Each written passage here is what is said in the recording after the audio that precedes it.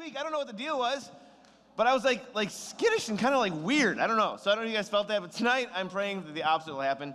But guys, we're in the middle. We're actually not in the middle. We're at the end of our series. I'm kind of sad. Oh, do you feel the sadness there? We are at the end of our series, and we're calling it Giants Will Fall. And so for one last time together tonight, would you say Giants will fall? Giants will fall. Okay, we're kind of like sitting down still. We're kind of not, let's say this one more time like we mean it. Giants will fall. Giants will fall. Yes. All right, so we're going to get back into that. You're going to have one more chance to say one more giant will fall. But we started out with a story in the book of Samuel. And we're not going to read the whole thing again, but if you want to go back to earlier messages or on the podcast or on the app, you can find them online on Facebook. But I would encourage you guys to kind of lean in and continue to make this kind of a commitment for your life, because really the reality is you're never going to stop facing giants in your life. You're never going to find things that's going to make it easier for you to live out your faith or trust in Jesus. It's never going to become easier. It's a leap of faith. And when we can start to understand who God is, what he's done for us, and what he's calling you to do, it becomes so much easier to have that resolve in the face of adversity. I was going to say adversaries, but adversaries too. You get what I'm saying, right? You guys get where I'm going? And so we start with the story of a boy named David and a giant named Goliath. And there was this army that was appointed by God, called to do what God had called them to do, which was to take over the land back that they lost. And that's just as a side note, but man, it's God's grace. This whole story is about God's grace. I mean, the reason that people were there fighting this army and this battle in the first place is because the people blew it. And they kind of gave what they had away to like just simple compromise and small mistakes and small alliances. And how often do we do that in our lives? And yet God said, I'm not finished with you yet. And I want you to go and I want you to march and I want you to take back what I've given you. And sometimes that's our story too. But they come up to this thing, they come up to the battle lines, they draw the battle lines, and they're ready to fight their appointed battle. And the only thing that's standing in the way from them in victory is this giant named Goliath. And every time he would come out for 40 days, he would come out. And he would ridicule them, he would taunt them, and he would mock them. And then they would fall back in fear.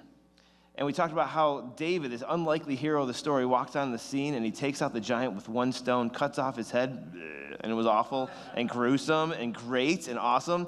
And then when that happened, there was a courage that went into the soldiers that they'd never had before, and the tide of the war was turned, and they chased the Philistines back to where they'd come from in that area of the camp.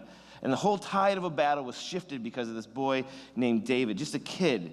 Man, it was just awesome. I just love the story. I've been reading it like every week with you guys. And I don't know if you guys have been reading it over and over again. If you haven't, start now. I mean, just every time I read it, I feel like I've been reading this since I was like a new believer. And every time I go back to it, it's like God challenges me and God calls me to live out with this courage. And so do that. Now, this is an epic story, but it's one of the things that reminds us that to not let the fear of the giants in our lives keep us from living out God's best and for God's story. And a lot of times there's things in your way every day that's going to keep you to compromise, it's going to call you to give up, it's going to call you to quit, it's going to call you to let go. Whether it's coming from the things in the world, or it's coming from frustrations in the church, or it's coming frustrations with your friends, there's going to be no shortage of excuses and things that's going to make you say, I want to give up, I want to quit, this is dumb, right? And so we're reminded in this story that it's a battle worth fighting, and when we see the giants go, we can walk in the wake of God's victory. And then the second thing, it becomes a picture of what our salvation looks like.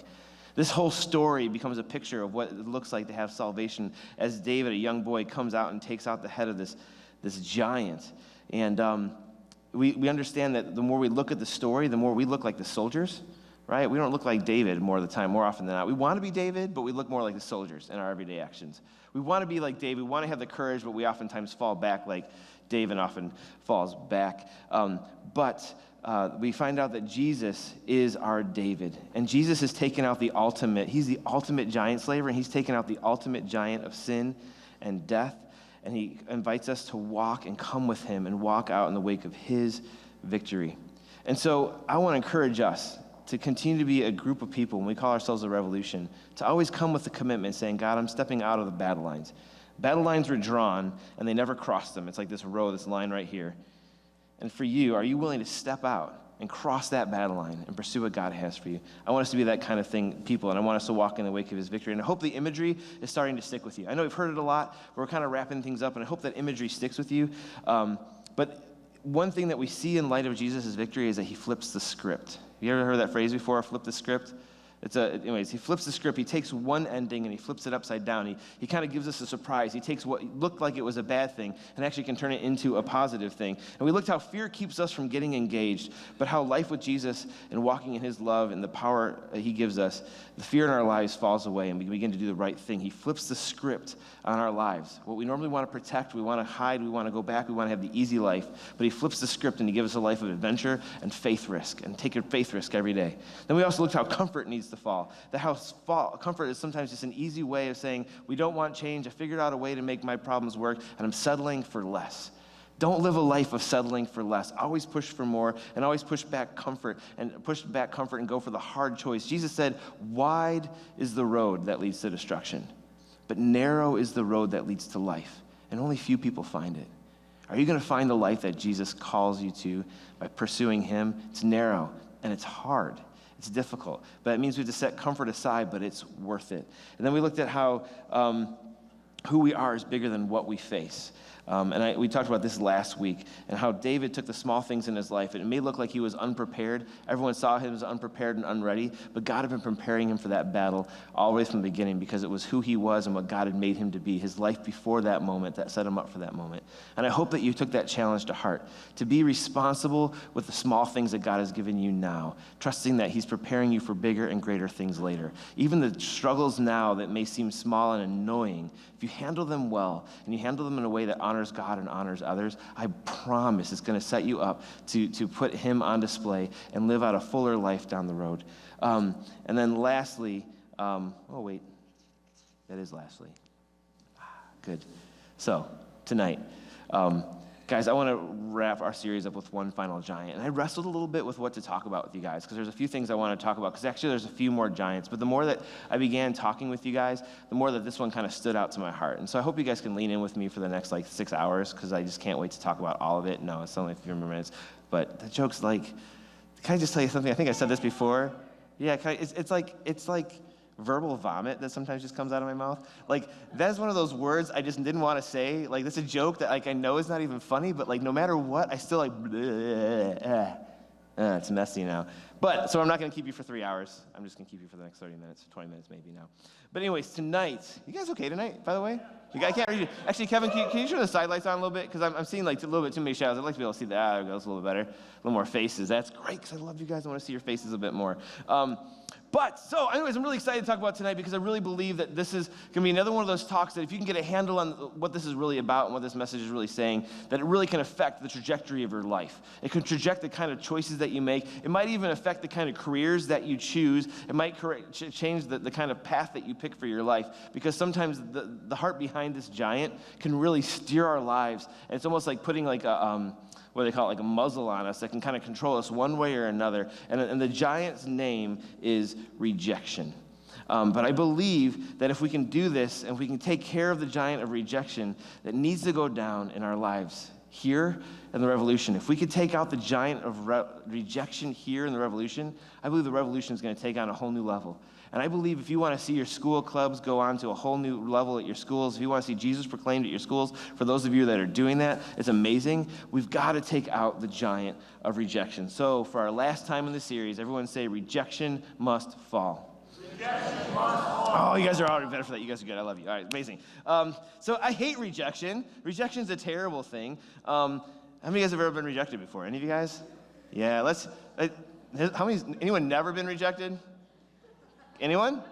I mean, it's okay if you haven't. I just want to know your secret, and I wouldn't even mock you or anything. That's amazing if you haven't experienced rejection in this life. There's so many different levels and forms of rejection. Whether it's hey, do you want to hang out with me? Not today. Rejected.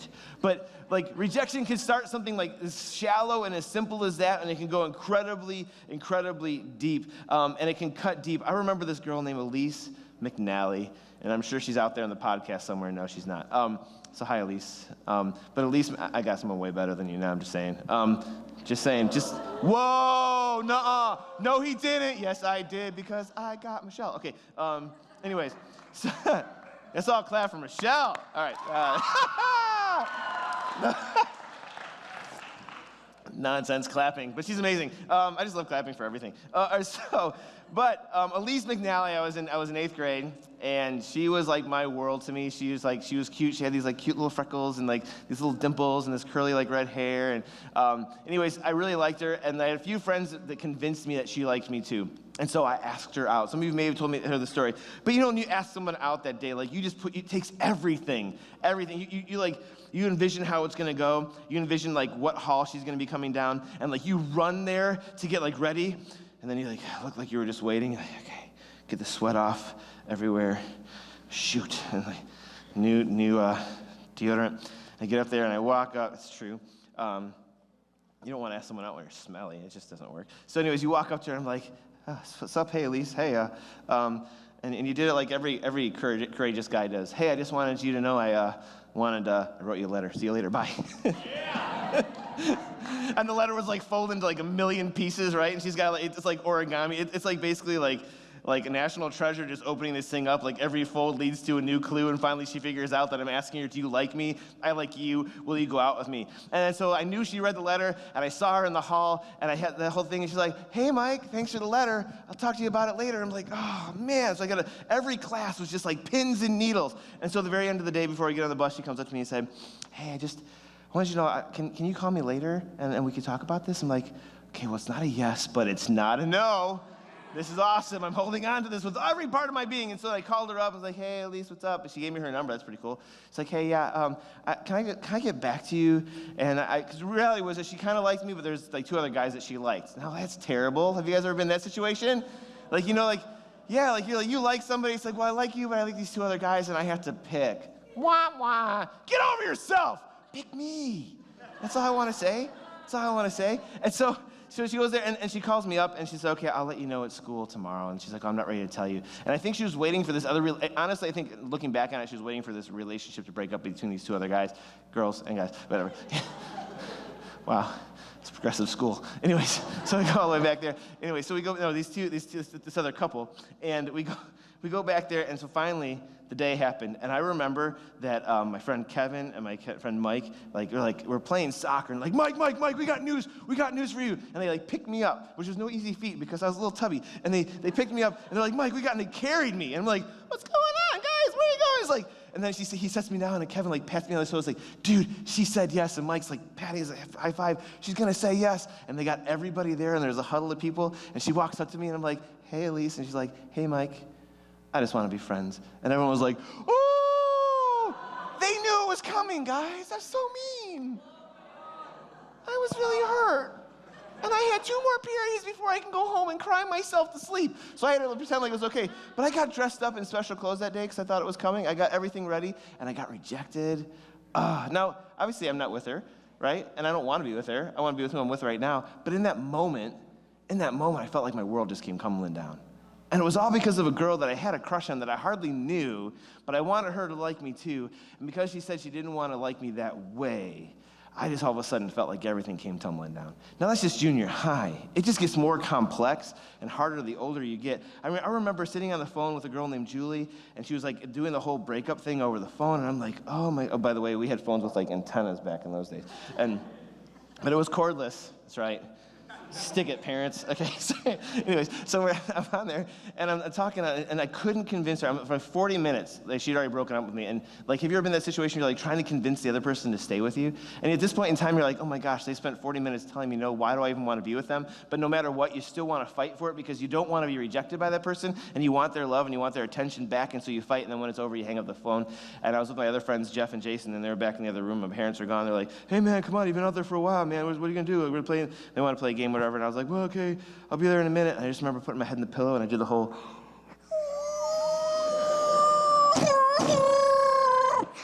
all right, guys, I'm coming. But it just gets harder and harder. But now that's just in relationships, right? But it happens with friends. It can happen with our family.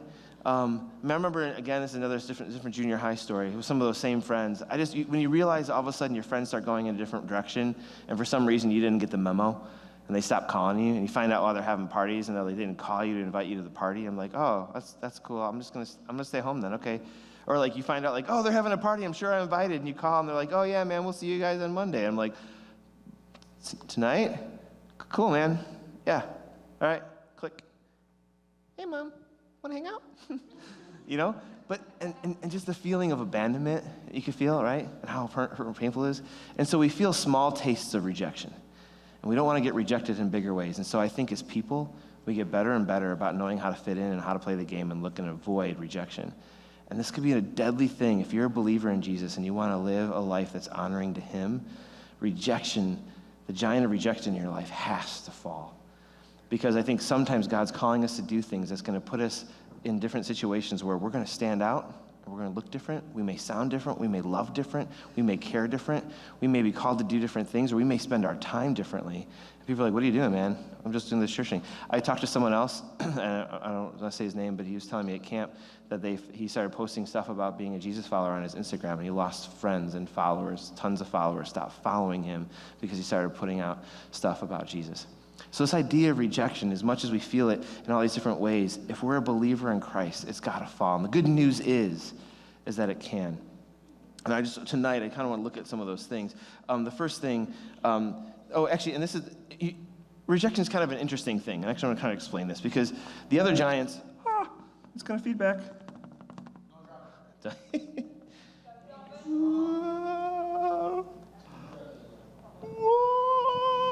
This weighs like 9,000 pounds. I just want to let you guys know. This is really heavy.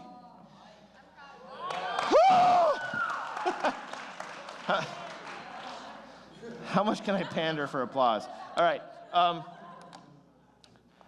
Like the other giants, like fear and, see if I do it this way. The other giants like fear, comfort, and those other things that we looked at in the story of David and Goliath and the things that he needed to overcome when he went and did this, like, those things are kind of like standalone fears, but there's this thing about rejection where it doesn't come by itself. It's got like a whole family of bullies. So we'll put like rejection here, right? I'm going to spell it right, hopefully. Did I spell it right? My spelling's terrible. Can you guys read that okay? But rejection has like this whole family tree of other emotions and other things that are like distant cousins or close cousins or like, I don't know, like weird like, I don't know, relationships. And so rejection can also come with it anger. Because when we're rejected, oftentimes we get angry. And we start acting out of anger. We start acting out of like resentment and bitterness. I'm going to put bitterness next to this. Anger and bitterness. Well, they're not going to like me. I hate them. If they're going to reject me, skip them. I don't want that. And you start to not trust people. You start to close your world. You start to close your circle. So it's this weird family tree of that. But then also next to it is resentment. I think we have resentment in there as well. You can start resenting people. And all these things kind of come like these negative emotions that we could feel that can lead us in paths and directions that are away from the good things that God has for you. But then on the other side of the family tree are these other emotions and stuff. I mean, we can feel excluded. Exclusion. And exclusion, with it comes isolation. I'm alone. And with these feelings comes a sense of worthlessness. Am I worth anything if no one else wants to be with me? Or if I'm pursuing these things and they reject me, is my worth changed? Man, I thought I was somebody, but they don't want, and I start to question my worth.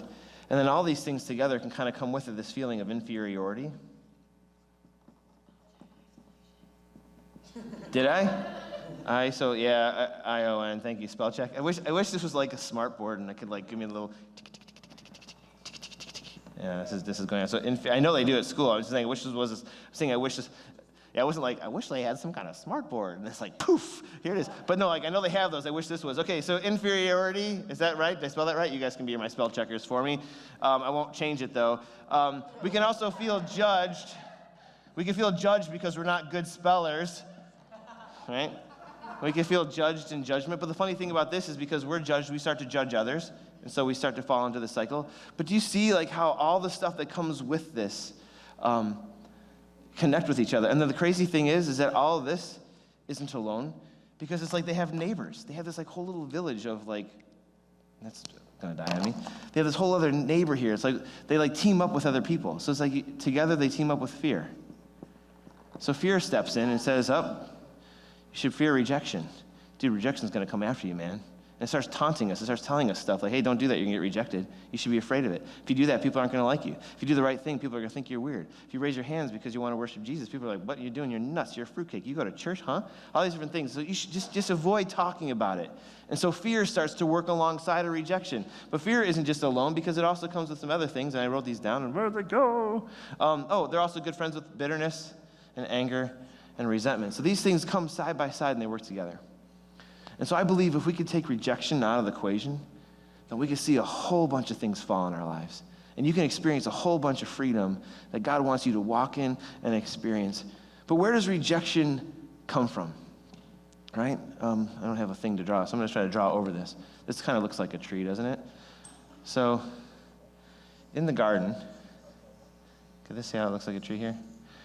In the garden, God created humanity, right? He created us to walk with him and to be with him. And in creation, he said he called everything good, and he called you and me good, and he said everything was fine. And he gives us meaningful work. He gives us position in the world. We had a relationship with him that was unchanging. It was perfect. And in the center of the garden, sometimes people question, why was there a tree in the center of the garden that can cause them to sin? And I believe it's because in the center of our hearts, God wants our trust. And God said, you can have everything in the world, but not this. Everything in the world but not this, but trust me to give you everything that you need. But along the way came a serpent, and depending on how you read this story, but along the way there's a serpent. I'll give him a little serpent eye. He looks kind of happy, though.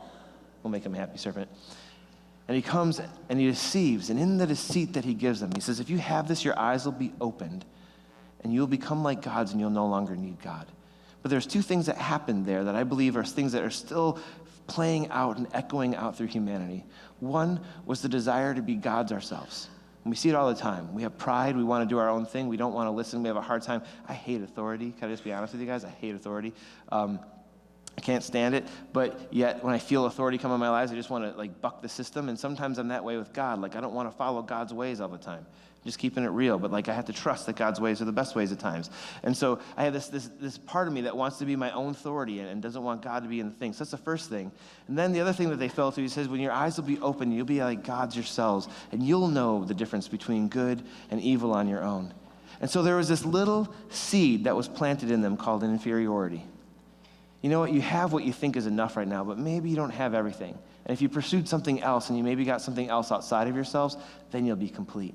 And I feel like this whole thing of inferiority and rejection has worked its way all the way through human society and human history. You look at any major war, you look at any major human scuffle, you look at any major breaks in your social studies, you could trace so many of those things to rejection, fear, inferiority, resentment, bitter, angerness, jealousy, all those things. And it comes from this idea that by ourselves, maybe we don't have it. Maybe I am inferior, and maybe I have been rejected. Does that make sense? You guys tracking so far? Okay, so we're going to move along from this. Okay. All right, we'll keep that behind me so it's a little bit of a backdrop. All right, but the crazy thing is, guys, is when this happens, when we take away the security that we have with God and we replace it with insecurity and we replace it with inferiority, we begin to go down paths that God didn't intend for us, and we miss the miracle of what it means to be alive. You guys woke up today and you had hearts that were beating. You woke up today and you had lungs that filled with air. You woke up today and there were sights and there were sounds and there were smells. Everything else was around you. If you think about it, this whole world is full of senses. It's just incredible. I've been watching this movie called Mind Games, this TV show called Mind Games. Have you guys watched the show? Oh my word. The human mind is absolutely amazing, incredible. You are fearfully and wonderfully made. And we walk by this miracle of life. We're this walking, incredibly awesome thing. And we're like, well, maybe I'm not good enough. Or maybe I'm taking my cues from somebody else and I'm trying to fit in with something else and I miss on the miracle that is me. And you're a walking miracle right now. Right now, you're a walking miracle. And because of these things, sometimes we pass it by because we're pursuing other things. And so I don't want you to miss out on that. We live in a selfie world. How many of you guys have taken a selfie? I have. I love selfies. They're so much fun. But we always take the perfect selfie. How many of you guys have deleted 6 photos of yourself before you posted one? How many of you guys have taken 20 photos and you flip through them not that one, not that one, not that one, not that one, not that one. Delete, not that one, not that one, that one. We go through this whole thing, right? We go through this cycle of picking and choosing the perfect selfie. How many of you guys have ever been whoa, whoo, man, my face is oily today. Awesome. Woo, lots of bumps, tons of pimples. This is going to be an amazing selfie day. check out my pimples, guys. Blip, blip, blip, blip, blip. We don't do that. We're like, all right, I'm just going to go like missing in action for like 6 months until it all clears up, and then I'll emerge perfect again. We find the best angle. How many of you guys have ever found a picture of yourself that someone else took of you on Facebook, and you're like, that's not my angle? Yeah. Have you guys ever done that? I totally have done that. Like, and I feel weird saying that. I was like, I'm a guy. I shouldn't care about these things. But I look at it, I'm like, oh, no, that shows my chins a little bit too many. There's a little too many chins in that photo. But I can't go to my friend and be like, hey, can you take that photo off? Because, well, why? It's a great photo. Everything else looks good. I'm like, well, I only prefer 2 chins to show, not 6. And they're all out there. So can you hide it? No, you don't do that. You know, we still do this for phones, by the way. Does any phone ever look like this? Phones are flat now. We should be doing this when we talk on the phone. Just say, it's a side note. But anyhow. But anyways, I'm talking to my friends that you take it off. But we manage our image. But here's the problem, and we've talked about this before in Rev. This is nothing new. But the problem is, when you go and you look online, you're looking at everybody's image-managed life. And we know that, but yet when we watch it, we compare and we judge and we wonder where we fit in the scale of worth and fitting in with stuff. And I know, and I shouldn't say this, I mean, I'm just gonna be real with you guys. Like, it's weird, like as a youth pastor, like I talk with my other youth pastor friends, like down the street and others and stuff, and we have insecurities. We struggle with stuff. And we start saying like, well, man, they're really good at this at their youth group. I wish we were good like that at our youth group. And how do I fit in the youth group scale kind of thing? And so my mind's just, it's going this stuff. And I start to like look for things, what I think is gonna be the cool youth group scale, rather than saying, God, what do you want for these students? Because they're amazing, and that's ultimately what they need is you. They don't need me to try to manage my image. They don't need me to try to figure things out so this place looks awesome or cool. What they need is the living, breathing God to speak into their lives. But yet I can miss out on that sometimes because I'm trying to pursue something else. Does that make sense? So anyways, all these things can kind of get into us. Here we go. I just need to move on because I'm just talking way too much on this. You get the idea. The world is a hard place to live in, and we manage our image, and a lot of times it falls back to rejection. But in our story, I'm not going to read the whole thing for sake of time, but you're going to go back to the passages in your C group, so fear not. But David was rejected. He was rejected several times in this story, and actually if you read the book of 1 Samuel, David lives a life of rejection. He is constantly rejected. Now there's times when he wrestled with it, and if you open up the Psalms, it's a great book. There's so many of those Psalms were written by David in some of the hardest times of his life. And so he's honest and he's real, and sometimes he's like, God, I feel like you forgot me. God, you've forsaken me. I thought you had good plans for me, and my life is in the dumps right now. This is awful. So it's not that David didn't struggle with that, but all throughout David's life, when you look at the trajectory of his life, he was rejected, but he never let rejection stop him from what God wanted him to do. Again, he was rejected, but he didn't let the feeling of rejection own his life. And he continued on the path that God had for him. And that's the kind of life I want for us. It's the life I want for myself. And if you look at it, I mean, David was rejected by his family. Have you guys, I mean, not by show of hands, but how many of you guys ever felt rejected by family? No, not by show of hands. Don't put that up. I don't want you to feel like that. Well, thank you for being honest, though. But I'm just saying, like, I don't want you to feel like, family hates me. No, that's not what you said. But like, don't do that because you know what I'm saying. But we feel that, and it feels painful and it feels hard. We feel like our family doesn't get us. We feel like our family rejects us. Right in chapter 16, Samuel is told by God, there is a family that's going to have a new king. The current king right now has blown it. He's turned away from me. He's not obeying me. He's not putting me first. And my nation needs to put me first. I need a king that's going to put me first. And so he sets Samuel on this journey to go to this one family. And he goes to the family, and he goes to Jesse, the dad, and says, hey, God has told me to come. He knocks on the door. Hey, Jesse. Yep. Jesse. Yep. I don't know. I think Jesse is like a cowboy name. So like, yo, what do y'all want? That was a terrible cowboy. That was awful.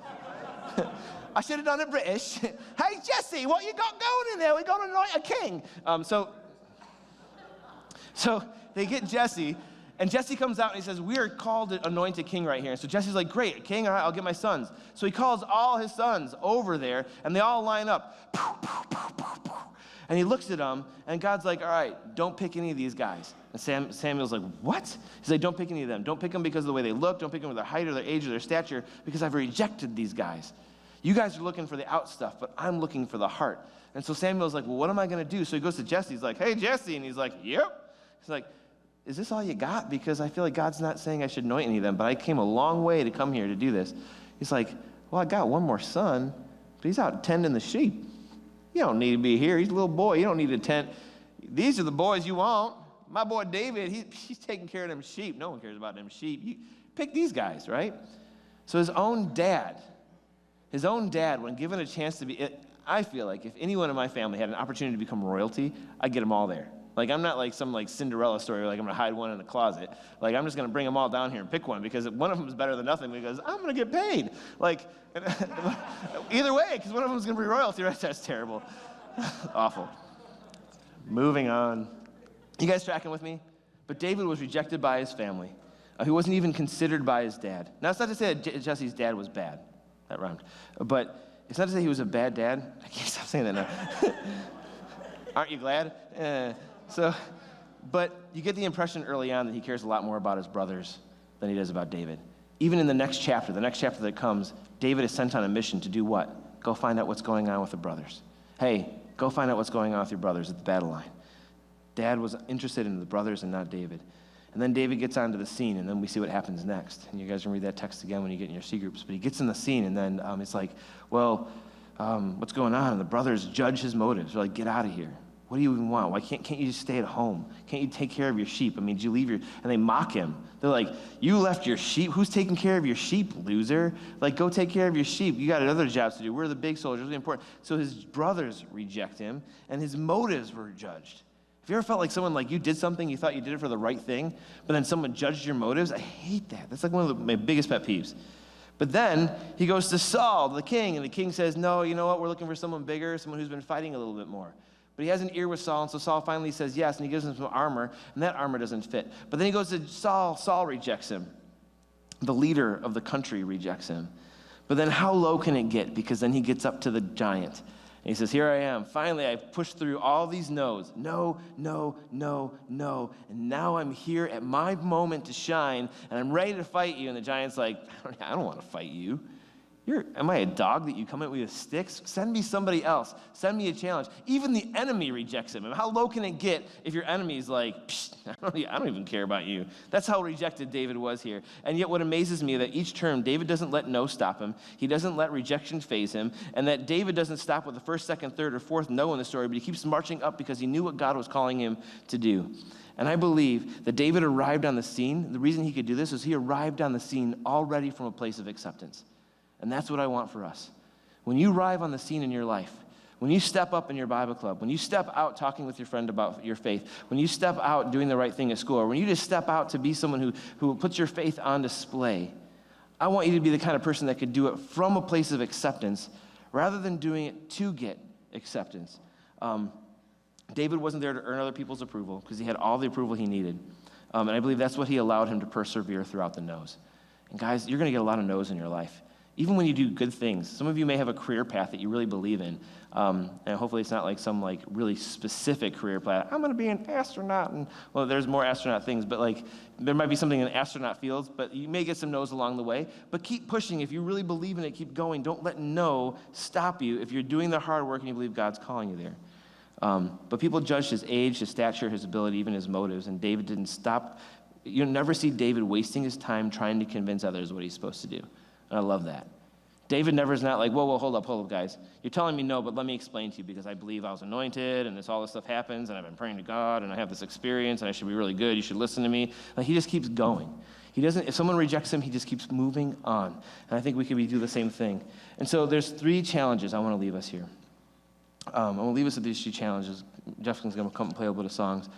But before Goliath even knew he was going to be defeated, before Goliath even knew he was a dead man standing in front of David, I mean, he thought he was going to win. But what you're looking at is a dead man that's about to go. But even before that happened, the giant of rejection had already fallen. Was David rejected? Yes. But did rejection stop him? No. And it starts because he was a man approved by God. And so the first challenge I want to give to you is to know where your worth comes from. Okay? To know where your worth comes from. We all crave acceptance. And David, while he was out in the fields, he connected with God, and he wrote some of the most beautiful things as he was looking at a star-filled sky and connected with God out in the wilderness. David had his worth filled up from the beginning with God. And he writes this in Psalm 8. I'm going to put this up there with you. I love these words. He says this to God as he's out there in the midst of the wilderness, rejected by his family, taking care of a somewhat remedial job, out on his own, alone, while everyone else might have been in the house, playing cards, doing stuff. He was out with sheep. But he had God. And he writes this. He says, Lord, our Lord, how majestic is your name in all the earth. You have set your glory in the heavens. Can you just imagine looking up at the stars? Have you ever been out like in Silver Ridge Ranch, or if you look up at the stars, you're like, oh my word, there is just a universe after universe out there of just galaxy after galaxy. I mean, I can't even fathom what I'm looking at, God, but you have set your glory in the heavens and through the praise of children and infants. I mean, how big all that stuff is, and yet the smallest children and infants, you have established a stronghold against your enemies. That you could do anything that you want, but you've chosen children and infants to establish a stronghold against your enemies and to silence the foe of the avenger. And so when I consider your heavens, when I consider the work of your fingers, when I look at how vast this universe is, how amazing and intricately made everything is, the moon and the stars which you have set in place, what is mankind that you're mindful of them? And human beings that you care for them. I mean, you've made them a little lower than the angels, but yet you've crowned them with glory and honor. You made them rulers over the works of your hands, and you've put them under your feet. All the flocks and herds, all the animals of the wild, the birds in the sky, the fish in the sea, all that swim in the paths of the sea. Lord, oh Lord, how majestic is your name. When he looks at what we're capable of, when David sees everything that's made, and yet he sees how we're made different, how we're made special, how we're made intricately, when we think of how God has the whole universe at his disposal, and he has angels giving him praise and glory all the time, yet he's crowned you and me with honor and glory. Right now, you're crowned with honor and glory. You sit as a person that God has said, you are crowned. I've given you glory. And I've given you job. You can rule over this creation. You can be a part of this creation unlike anything else in the world can. And you've been given a special seat in everything that I have made. You're the crowning point of everything that I have made is you. And then he ends by saying, Lord, our Lord, how majestic is your name in all the earth. And I really fully believe that when we can actually see God for what he's done, and we can see him for who he is, and when we can actually worship him and what he's done, rejection falls. You can't worship from a place of rejection. You can't worship from a place of unacceptance, because the only place to do that is from the acceptance of the Lord. And when you worship him, those things fall. Worth is determined by a higher authority. And the example I have right here is a $20 bill. Some of you guys have heard me share this before, but lean in with me for a minute. I have a $20 bill. I can crumple it. I can spit on it. I can step on it. I can throw it in the dirt. I can bury it. But at the end of the day, no matter how poorly this $20 bill is treated, no matter how crumpled up it gets, no matter how tattered it gets, at the end of the day, when I open it up and it says $20, this is still worth $20. Not because of the paper. It's really pretty small and frail. I could rip this. Didn't. That'd be awful. I could rip it. I could do so many things to this thing because it's small. But it's worth something, not because of the paper, but because there is a government, a higher authority that has stamped its worth on it, saying that no matter what you do to this piece of tinder, it is worth $20 because we have determined it so. And no matter what you face in your life, and no matter what rejection you go through in your life, no matter how you see your friends turning their backs on you, no matter what hardships you face in the future, no matter what comes your way, you are never going to change your worth, because nothing in this earth can determine your worth. The only one who can is the one who made you, and he has stamped his worth on you. And he paid for you with an infinite resource. God gave you his life to know him forever. And that's the gospel that we celebrate every week. That's when we sing Unstoppable God, when we sing those songs about God's love running red for us. When we sing those things, when we proclaim those truths, we are celebrating the fact that our worth has been determined by a God who paid it all. I mean, God could have paid any way he wanted for you. God could have made more $20 bills. Say, hey, what do you want? You know, Ricky, you're gonna be worth 60, I'll pay your way. Because I can just make some more. God paid the highest price.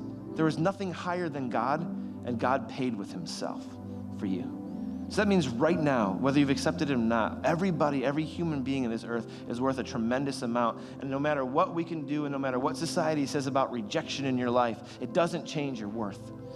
And so when you arrive on the scene, when you step out in your schools, when you start to do the right thing, when you feel ridicule from your family, I was texting 2 different people last night who were saying their families were giving them a little bit of a difficult time, not their immediate family, but some other people in their life, because they were kind of saying, yeah, I'm kind of like digging this God thing. Well, what? Why? What are you doing that for? Well, I just feel like there's just something to it, and I just whatever. But yeah, whatever. No matter what you face, it's not going to change your worth. And you can arrive on the scene of those conversations. You can arrive on the scene of stepping out at your school from a place of acceptance and not worrying that no matter what happens, it's not going to change your acceptance with God. Jesus was rejected. He was crucified. He was beaten. He was rejected. And even the Father turned his back on Jesus in the moment of the sin and the cross. But Jesus was rejected so that you and I could be accepted, and nothing can take that away. Your second challenge is this. Guys, I want to challenge you to pursue the bigger story. I want you to pursue the bigger story. Because all throughout the story of Samuel, and you're watching the life of David, and all throughout the story of David and Goliath, you always see David pursuing what God wants. It's never about like, hey, I want the wife, I want the money, I want the other things that Saul was offering. He's like, who is this Philistine who's getting in the way of what God wants? He's got nothing on God, so what's holding us back? Always the driving and motivating factor for David was God. And when your eyes are on a bigger story, when you see the bigger thing that you're after, it's easier to say no to the rejects and stuff that are coming your way, the things that are being push you away. The Bible encourages us to fix our eyes on Jesus and to see how he did it so that we don't lose heart. I love this passage. It says this in Hebrews. It says, therefore, since you are surrounded by such a great cloud of witnesses, and this is referring to all the people that have gone before you. I mean, we stand in human history, but human history really isn't that old. And where you stand in human history, there have been many people that have gone before you, and many people who have lived lives of faith, many people who have trusted in Jesus, and many people who have paved the way for you to be here right now. We wouldn't be staying here if it weren't for us standing on the backs of those that went before us. And he goes on to say that now that we're surrounded by such a great cloud of witnesses, those who have cheered us on, those who have lived the way, those who have shown the way of God, let us throw off everything that hinders us, everything that's holding you back, guys, and the sin that so easily entangles us, and let us run with perseverance the race marked out for us. God has a race for you, and he wants you to run it out. He wants you to run it with freedom. He doesn't want you to run it with weights on your feet. He doesn't want you to be held back. He doesn't want you to be entangled. He wants you to run it out with perseverance. Don't stop. Don't give up. Never stop. And do this by fixing your eyes on Jesus, who's the pioneer, the one who went before us, the one who did it for us. God's never asked you to do something he hasn't done himself, and he's the perfecter of faith. Not only did he do it for you, but he's going to be with you every step of the way until you're perfected. For the joy set before Jesus, he endured the cross. I think of the cross a lot of times as a sad thing, but it's pretty amazing that even Jesus, in the midst of his rejection, knew that there was a joy on the other side that could not be taken away. And so he was willing to endure the cross for the joy on the other side, and that joy was a relationship with you. Jesus said, okay, I can do the cross or I cannot do the cross, but what I want is you, so I'm willing to do it because what makes my heart sing, what makes my heart leap, what makes me so excited is on the other side of that, I get to be with you forever. I'm going to do it because there's no other way, and I'm going to pay the way for humanity. I'm going to reverse the curse of sin in our lives. So consider him. Think about Jesus, who endured such opposition from sinners so that you do not grow weary and lose heart. If you want to do life with Jesus, it's going to mean rejection. And Jesus didn't hide from that because he said, blessed are those who are persecuted because of righteousness, for theirs is the kingdom of heaven. And Jesus said, blessed are you who people insult you, persecute you, and falsely say all kinds of evil against you because of me. Rejoice and be glad, because great is your reward in heaven. For in the same way they persecuted the prophets who were before you. So don't lose heart. It doesn't mean it's going to get easy. It doesn't mean people are going to reject you, but the joy on the other side is going to be worth it. So maybe you just need to begin standing out. And the cool thing is that when you realize that rejection doesn't get the last word on you, it's like, nothing's to stop me now. Nothing can hold me back. That's pretty amazing. And then lastly, with this, we're going to close on this right here. This revolution. You guys, I want to challenge you to change the tide of rejection. You have friends right now that are living in this world that need to know they're accepted, that need to know they're loved. And you have a love, you know about a love that's unlike any other love, and that's the love of God for you. And you can go into their lives and you can show them a love and an acceptance, but we have an opportunity to change the tide of rejection in other people's lives, to stand with other people when they're hurting, to be here and realize that, you know what, I'm coming here, I don't need to come here for my worth. My worth is in God. I'm here to celebrate my worth in God. But every time someone walks through these doors, we run to them and we welcome them and we walk with them and we let them know that they are accepted and loved because God has love from them. And rejection stops here. Rejection stops in this place. It stops in your lives. And would rejection continue to stop here with you as you continue to relate with other people? John says this in 1 John 4:19. It says, we love, so simple. We love because God first loved us. And the more that you experience God's love, the more that you study it, the more you spend time with it, the more you walk and look at the stars and consider everything God has made and his worth and love for you, the more that it helps you see other people differently, and you can love differently because God's love was first given to you. You can't give something unless it's been first given to you. I couldn't pull this $20 bill out unless it was first given to me and put in my pocket. You can only give what's been put in your hands, and God gives us his love to give away. And Jesus said it this way to his disciples in John 13. He says, a new command I'm going to give you. You understand the law, you understand the prophets, you understand the Bible, but listen to this. He says, love one another as Jesus has loved you. Love one another, because as I have loved you, so you love one another. Look at how Jesus loved. Look at how Jesus accepted and lived from that place and change the tide of rejection here, change the tide of rejection in your schools, in your homes, even your parents. You realize that your parents sometimes worry about rejection? Sometimes they worry about acceptance. Some of them struggle with feeling like you're moving on away from them, and they need you to get in their lives and say, hey, Mom, Dad, I know we got our differences, but my love for you isn't determined on even how you've treated me or what we've gone through. My love for you is because I've been given a love from God, and I give that love to you, and you're accepted. It breaks down walls in home. So change the tide of rejection. Real quickly, guys, some of you need to let past rejection go. I'm just going to be really upfront. Some of you come in here carrying bitterness and anger and resentment. And the funny thing about those things is then it causes you to always look about things to make you more bitter, angry, and resentment. Someone didn't send you a text that you thought you should have been in the know. Something else happened with some friends where you didn't get included one time. And all of a sudden it's like, yep, there it goes again. I'm being rejected. There it goes again. That's who I am, just the rejected one. That's the one. I'm always the forgotten one. And you can't let that continue in your life because it's never going to help you take steps forward into the things that God wants you to do. And so maybe tonight you're hearing God saying, just let that past go and start new tonight. It's time to let past rejection and hurt keep you from standing tall in the moment and living for Jesus now. Some of you need to stop worrying about future rejection. What if I do that? What are they going to say? What are they going to think? And start living for Jesus and the bigger story he's calling to you. And even here in C groups, when you talk with your group, sometimes we miss out on things like confession and growth and getting real about things because we're afraid of being judged. We're afraid of being seen as worthless or seeing not having it all together. Put that aside and start growing with God. And lastly, some of you need to stop beating yourselves up. I've had some texts and some conversations, and when we talk about this place of worthless, it's like you jump in on the conversation, and it's no longer people saying it to you, it's yourself saying it to you. And what that does is it diminishes the person that God made you to be. And in a way, it's a way of mocking and putting God down. God, why'd you make me this way? This is what's going on in my life. They all have that, but I don't have this. What's wrong with me, God? And in a sense, you're putting God down for who you are, and that's got to stop. If you want to worship him and experience what he wants for you, stop beating yourself up. And then for the rest of us, I want us to be a group of people that are front runners on the front lines, the very first people to extend acceptance, love, and grace to others because we've been given that by a merciful and gracious God. Let's pray. Jesus, thank you. Together as a revolution, we want to be a people that let rejection fall. We want to be a people that stand up and rise up above rejection. We want to be a people that rise up above the rejection in our lives. And God, thank you that's something that we don't just muster for ourselves. That's something that we don't just build up for ourselves and puff ourselves up with, but we have it because when we look at the universe and how everything has been made, you've been mindful of us, you care for us, and you crown us with glory and honor. And we are worth an immeasurable amount because you gave everything for us. So we live from that place this week. And when others people see a freedom that they've never seen, when they see something and a hope that they've never experienced because we're walking from that place. And we're living from acceptance rather than for acceptance. In Jesus' name, all God's people said, amen. Have a great C group. We will see you guys next week for Fast Food Feeding Frenzy.